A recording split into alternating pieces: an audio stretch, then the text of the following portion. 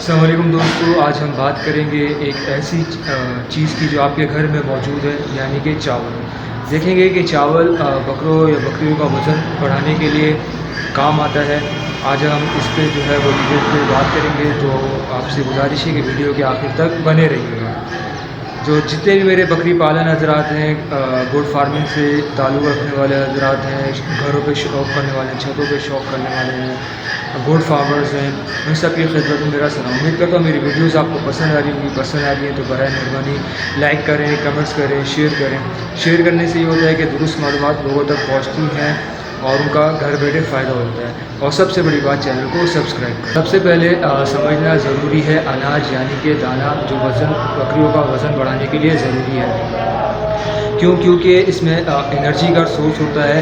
जब आप बकरा या बकरी पालते हैं सेल करने के लिए, दूध देने के लिए, ईद के लिए या फार्म के लिए, तो आपकी बकरी जो है वो सेहतमंद होना ज़रूरी है। तो एनर्जी के सोर्स के लिए सबसे बेहतरीन जो चीज़ है वो गेहूँ को माना जाता है। गेहूँ को एनर्जी का बेहतरीन सोर्स इसलिए माना जाता है क्योंकि इसमें 3 चीज़ें होती हैं: फाइबर, प्रोटीन, एनर्जी।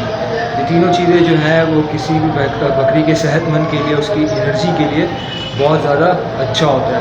अगर आप गेहूँ लेते हैं वो 30 से 40% लेते हैं, यानी मिसाल के तौर पर 300 ग्राम दाना बनाते हैं तो उसमें जो है वो 30 से 40% गेहूँ का आप लाजमी उसमें रखते हैं हिस्सा। अब आते हैं चावल पे। चावल एनर्जी सोर्स के लिए बहुत अच्छा है, लेकिन इसमें फ़ाइबर और प्रोटीन दोनों कम मिकदार में होते हैं और कार्बोहाइड्रेट्स बहुत ज़्यादा होते हैं जो एनर्जी सोर्स के लिए बहुत ज़्यादा है।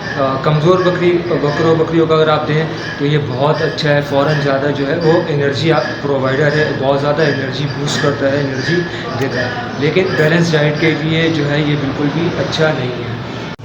चावल को आपने जो है वो कभी भी अकेले नहीं देना, दाने में मिक्स करके हमेशा आपने देना है। अगर आप 300 ग्राम का दाना बना रहे हैं गेहूँ और मकई के साथ, तो आपने इसमें चावल की जो तादाद है वो आपने 15 से 10 ग्राम रखनी है, क्योंकि इसमें कार्बोहाइड्रेट्स बहुत ज़्यादा होते हैं।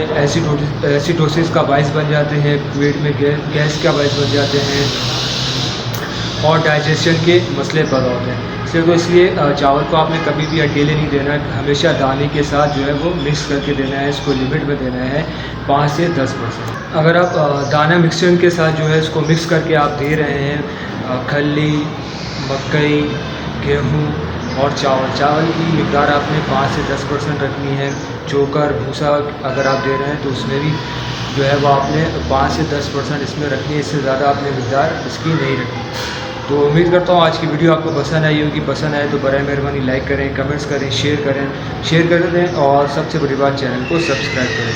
तो मिलते हैं इंशाल्लाह किसी नए टॉपिक पे, नई वीडियो के साथ। तब तक के लिए अल्लाह हाफ़िज़, अपना बहुत ख्याल रखें।